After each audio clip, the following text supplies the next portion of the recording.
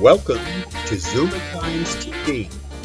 And here's your host, Anita Finley. Welcome, everybody. We have another splendid author to interview today, and you've probably heard her before. And she's really quite a celebrity in a lot of ways, because not only is she an author, but she's also a well thought of professor, biochemistry.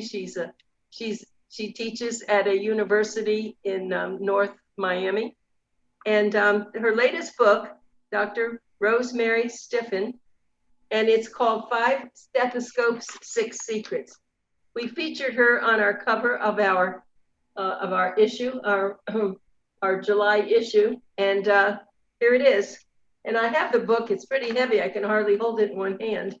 But it's filled. It is filled with so much, well, romance and friction and all sorts of things that you would think that five pre-med nurses who are also looking to be PhDs would have, but it would take someone like Dr. Stiffin to write it, because she's really in the middle of stuff like this. So let me start by asking you, how long did it take you to write that big book? A little over a year. Mm-hmm. A little over a year. And each of the people that you featured, the what are we going to call them? Well, they're stars. They're the stars of the book. Did you know people like this personally, or you made up most of it? I used my former students and people I know in my profession as a guide to write the characters. So I don't know anybody personally who fit the exact description, but I took bits and pieces from scenarios, from students, from stories over the 20 odd years that I've been teaching, plus in my career as a graduate student. So nobody could say, Dr. Stiffin, you wrote all about me, right? They wouldn't know that. They wouldn't know that. There's no way, because I took bits and pieces and I listened to people. So I may have listened to someone at a salon and wrote about that. Just hearing the story, I'm going to use that in my novel. So it could have been from anywhere. I get my inspiration from everywhere. Okay, so now there are five individuals who you featured, and the way it works is so interesting. You don't lose your place in a way, because although it's year one, year two, she covers in each section, she covers each one of the characters.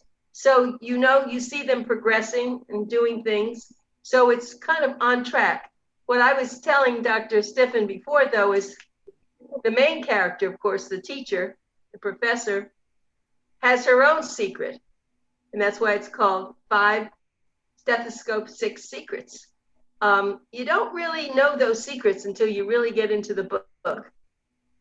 You kept those kind of running through, didn't you? Well, I wanted them to be secret, so I didn't want to show them at the beginning. Then there would be no need to continue writing. So I had to let the secrets out gradually and see how they developed into the part of the character. Yeah, well, those secrets were interesting. Do you like secrets generally? Generally, I do not. And that might not be a good thing, because I'm an open book. And so because I'm so open, I'm always surprised when people are not. And so no, I'm not a person who is secretive, no.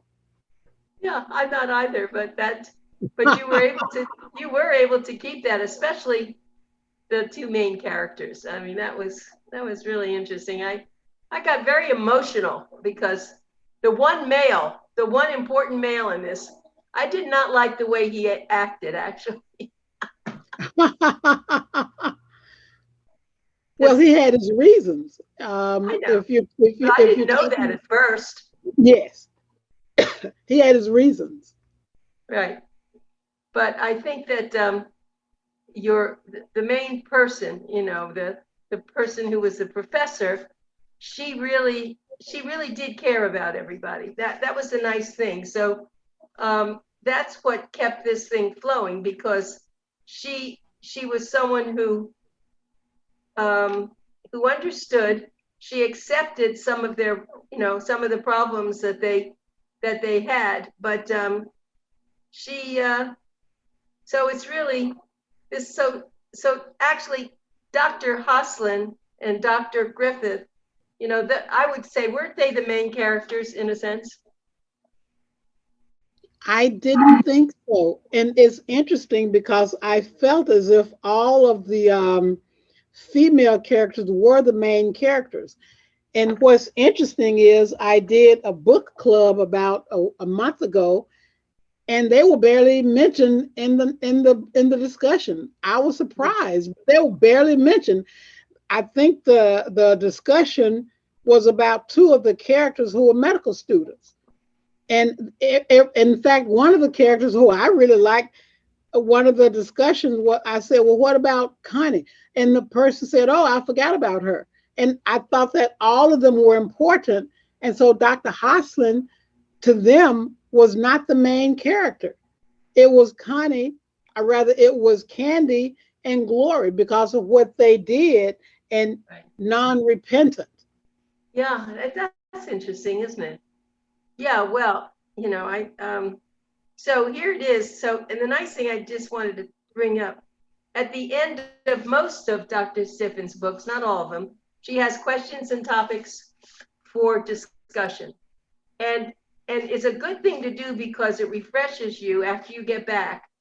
Sometimes, you miss things, and you can add, for instance, she'll say, how was the title, Five Stethoscopes, Six Secrets, a metaphor for Stiffin's sixth novel? And so you got to really think about that. What is that? And by the way, I did want to say that Dr. Stiffin has written 6 novels. I'm just going to read them to you. One was Walk in Bethel. The other was Reflections, and then Groovin' on the Half Shell, A Winter Friend, and Casino Blues. Her titles are always extraordinary, and I'm going to ask her about that later. But this one was easier, the Five Stethoscopes, Six Secrets, because it was medical. But the others that you wrote, I think you had to really come up with a title. It wasn't always exactly what the story was. Exactly. Walk in Bethel was based on what one of the characters said. Reflection was based on the relationship between the two protagonists, male and female. And so, yes, each novel has its own origin in terms of title, but the last one, the Five Stethoscopes, Six Secrets, was completely on point, because immediately you know that it must be about the medical field, and then reading the synopsis, you realize it's about 5 female students and 1 female mentor. Right. So I was really surprised when you were writing that they all were going to complete their program. I thought there for a while it was a little shaky for some of them. Well, it was shaky for a couple of them because of their own personal demons or their own personal shortcomings. They all became medical doctors, but it was an MD, PhD program, and only 4 of them became MD, PhDs. One of them only became a medical doctor. She was kicked out of the PhD program, and that can happen. Right. And the thing that people should realize is, because these were Black ladies, and the college never had a program like this before. So that I liked that. I was into that you created something that really shouldn't be happening, and maybe it's not happening at a lot of colleges. So that was good. That program, diversity program, Exactly. that's something you made. Is that something you made up? Well, it is something I made up, but if you go to every university, especially the larger PWIs, they have an office of diversity and inclusion. And so because of that, with this new program in this fictitious university, I wanted someone of color to be over diversity and inclusion and equity. And so I chose her. And I did a lot of research, and there are titles for people who are, they could be in the medical field, or they could be in leadership, or they could be in science, but they can occupy that office of diversity, inclusion, and equity. Yeah, see, I had not known about that until I read your book. I mean, we know that there's been a problem for years of, of Black men and women becoming physicians. There's always some, but this was extraordinary that you were able to nowadays. And so it's not so hard nowadays, is it, for Black folks to have the same kind of education? Is it or isn't it? Oh, I think that it is, Anita. It's Oh, very it's, difficult. We wouldn't have all the grants out there available at millions of uh, dollars to educate young Blacks. It is very difficult. There is some type of stopgap, and it could be, there are many layers. So although it is easier, that does not make it easy. It is not easy. It may be easier, but it is not easy. No. and you really speak from experience, because for those of you who have been reading Dr. Stiffin's books, you'll know that she did not come from a wealthy, well-educated mother and father. They were cotton farmers and pickers, and it was a lot, very hard for you to attain where you've gotten. I mean, we need to do a book about you. You probably can't do that. We don't want a biography, but you see, you really have, um, you've made it, and to do everything you do, and the courses you teach are very difficult, and to be a novelist, writing books right and left. I mean, you have really made it, and it's people like you who I just I admire so much, because of the stress that it's been on your life and just getting through. And you've not been married, so no one's really helped you. No, You're that's true. quite a warrior. Well, thank you. I appreciate that. That's right. That's Thank what we you. should name you, the warrior professor. Wow, thank you. I appreciate that. And yeah, well, I know Rosemary a lot now from her books and from talking to her, and she could be my best friend, because she's got so much heart and Well, she's so thank smart. you. And yeah, no, I mean that. I admire you greatly, and I know that your students must feel the same way, because you're very sensitive to them, and I'm sure that you've helped so many of them who. Now your university is a mixed university, isn't just Black, No, it's not. It's because of the athletics program. right? We have people who may identify as being Hispanic, European. We have people who speak. There are so many different languages on campus, Oh, not just English or Spanish or Creole. ah, One of my better students was from Bosnia. So I mean, really? he was from Bosnia, and his best friend was also from Bosnia. So it's not like it's no longer a very narrow demographics. It's broad. It is very broad. I met a young man a few months ago from Glasgow, Scotland, and I loved his accent. So um, we are very diverse. One of my former students was from London, very, very beautiful accent, and she was basically of European descent. Hmm. What do the So students it's from diverse. Bosnia? What language do they speak? In Bosnia, Yeah, I think they speak Bosnian. I'm not sure. right. I But didn't know that. So, he was a practicing Muslim, and a lot of people may not know that, but that I think the country is mostly Muslim, and it's a European country. It's not Black, it's not Asian, it's not African, it's European. And he's a practicing Muslim. so he speaks fluent English, of course. He speaks very good English with a beautiful accent, but very good English. How many students do you have generally in a class? Well, COVID has done a number on us, but right now for the fall semester, I'm going to have about 25, 20, maybe 30. Wow. And I used to have larger classes, but but now that we're coming back face to face, it's going to be a very dynamic interaction. And I've got to make sure that I work with these 30 students to get them, to do well in the class. Because when we were doing it remotely, there was not as much engagement as I would have liked because I'm not face to face. In the fall, even though we may wear a mask, we are to be face to face. And for those of you inorganic and organic chemistry, I mean, this is the toughest. In fact, I don't know if I asked you this or not, but this is really what keeps people from continuing on and to become doctors if they can't pass those courses. It's organic mostly. It is, and I teach organic. Right. So yes, and that has happened to people I don't know, and to people I do know. It becomes organic. It's like can they get over this hurdle? And if they can, they usually go into medical school very successfully. But organic is the stumbling block. I don't want to say it's a stop, but it is a stumbling block. Mm-hmm. I was thinking about I love the Big Bang Theory, and I love I'm sure you know what that is, that show. And there are all these formulas. So is your class pretty much formulaic?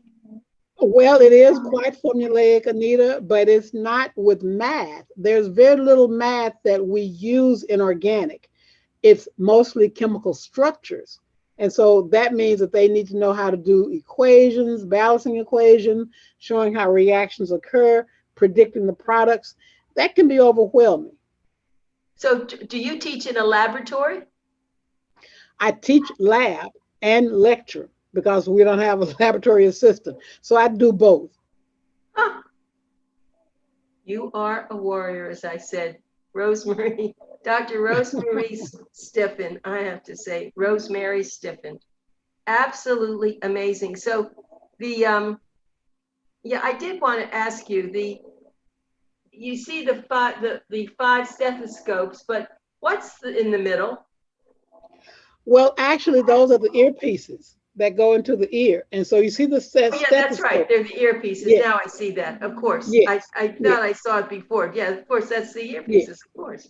It just looked And like there a are fat five person. of the stethoscopes. Yes. Right. With the heart. Because that's what they're listening for, right? That's a very clever exactly. cover. Very clever Thank cover. you. And I think we talked about that when I once asked you, who does the covers? And you And said, I always do my own covers. right. I That's what you design said. them. I design them. Yeah. Is there anything that you don't like to do or don't feel comfortable doing? In In the terms, world? well, I mean, I don't like height and I can't swim, but I love water. But I can't swim, so that may mean I have a fear of water, but I only have a fear of drowning. But you could be in a pool with 3 feet. Oh, I could be in a pool with 3 feet. I love the water, but I can't swim. Well, we have to put Yeah. these little wings on your back that other little kids have, right? Yes. Okay, well, Yes. that's all right, but I don't like heights either, so that's okay. We're the same there. I can swim though, so that we're a little different there, but I can't do it organic or inorganic chemistry or any of that. In fact, I loved algebra, but I failed geometry. Oh, geometry can be difficult Yeah, I just didn't have because of all the proofs. Yes, yeah, because of all the whatever it proofs. was, I couldn't see see all that, but it's okay. I excelled in other things, so everybody has their. What is your weakness in education? Do you have something that you're not very good at? Well, I don't know how to read music, and I took music, and I passed with a C, and I was happy to get that C. And I didn't like history at the time, and I got a C in history. But I read historical books now. I love historical fiction. I love historical nonfiction. And although I still can't read music, I am a music fan. I love a lot of different types of music. But I only could do well with the history part of music. I didn't know how to read music, and that was part of the class. So I got a C in music. Okay, well, Yeah. so thank goodness there's something you can't do as well, even though you do it, right? And I forget about sisters and brothers. I think we probably talked about them. Are they, you have them now, I know. Are they Yes, I still have living? one sister, four brothers. One passed away, so I have three surviving brothers. And where do they Yes. live? Oh, we're scattered now. My sister lives in Illinois, and my brother lives in Illinois. I have a brother in Pensacola. I have a brother in Minnesota, and I'm in South Florida in Miami. Right, and so you all are fairly separated. You get to see one another often? Actually, because of our own schedules, we see each other once a year, Christmas, and COVID prevented that from happening last Christmas. So hopefully in 2021, we'll see each other all again in December. Okay, you know, it's interesting. I should be talking about the book, but I love to talk to this wonderful woman. So, Five Stethoscopes, Six Secrets. You must get this book. Rosemary Stiffin and Rosemary Stiffin.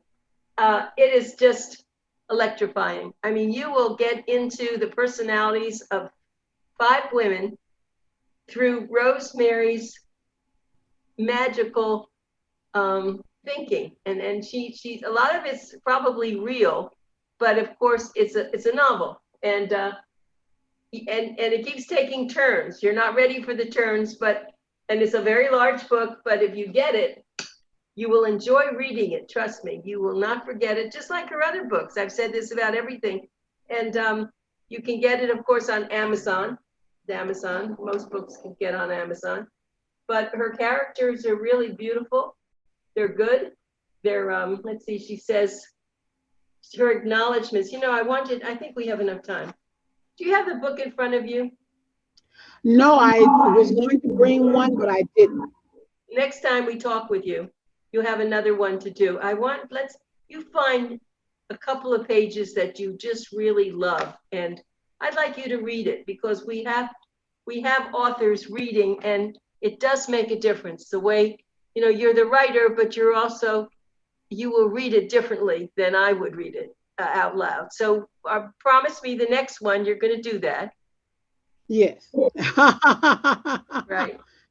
And you pick something that you like, and you know, as I said to everybody, let's just say that they're in Lincoln, Nebraska. These are these Black ladies who want to be doctors. They want to be they want to be in the PhD program. They want to be in the medical program, and even though of course, we're talking to Dr. Rosemary Stiffin, but there's a person in there that's probably like she is, Dr. Elizabeth Hoslin, and she has her own secret. But I know you'll enjoy this. It goes from year 1 to 5, I think, doesn't it? I think it goes to year six and then 10 years later. Oh yeah, right. 10 years later, that's the good one. Now, don't read that first. Let that be your surprise at the end. But then, yeah, 10 years later, I see that. But anyway, it's really, you know, it was, and I think we still have just a tiny bit of time. I loved how how how the teacher first said, "Okay, everybody, I want you to tell me something about yourself." You know, and they all took their name. How'd you get your name? And everyone had a reason why their name was what it was, right? Yes, yes, that's true. There was Glory, but her real name was Glorious, and that and but actually there was a student whom I met named Remarkable. Her real name was Remarkable. And so Really? I said, well, if her name can be Remarkable, why can't I have a Glorious? And then Absolutely. and Amaryllis, her real name um was Joanne or something, and I she know it. liked Yeah, that's right. Amaryllis because she had such a common last name of Jones. And Candy was Candace. And I modeled her after a student who was so perky. I just love the name Candy with an I, you know. So I wanted each one of them to have a reason for their names. Yes. Right. And how did you get your name? Well, actually, that's a very good question. There was a student whose last name was Huslin, Huslin. And I said, okay, I'm just going to go by an alternative spelling of it and just go with Hoslin. But I had a student whose last name was Huslin, Huslin. And I just took that name and changed it to Hoslin. And I think that that's okay because it's still fiction. Yeah, not a problem. So Rosemary is it's a fairly common name. Did your parents name you that from someone else? Well, my first name is from my aunt, and my middle name is probably from the Bible because I have two brothers whose names are also from the Bible, even though they're named for relatives, it's still they're biblical names, James and John. I see. And I Yes. told Rose that my middle name is Rose. It's really Anita Ah, Rose. yes, you did. Right. That's why you're special. I usually don't tell people that because it's just Anita R. And that because my first marriage was Richards, and so it's Anita R. Finley now. But yeah, but Rose that's a great name. And Rose, I'm not even going to ask you. I know we only have a minute or two, but be thinking about your next book. I know that you're not ready yet, but you're going to have to tease me with it next time we talk. But next time, please do bring your book and make sure you know what you want to read from. And I do want you to do that, okay? That sounds like a plan. Thank you so much, Anita. I appreciate it. I will. And I am working on number 7. It is going slow, but I wrote last night and I was proud of what I did last night. I can only write a little bit at a time before I lose my strength and ability, but I'm trying to get back into it to get to know the characters more. So I am writing on the 7th one. You'll have to tell me that privately. Give me a hint. But anyway, okay, so Dan's appearing because I guess that's it. We've run out of time, right, Dan? Yes. Okay, so I'm going to say goodbye to everybody for right now. Thank you very much. This was a great interview. 5 Stethoscopes, 6 Secrets, a novel by Rosemary Stiffin. And please do buy the book. Go to Amazon. You'll love it. You don't have to be in the medical field, but you'll love this book. I think they will. I think so too. Yeah, I know it. Okay. Okay, so we'll be back with another interview. Just stay with us. Take care. Thank you.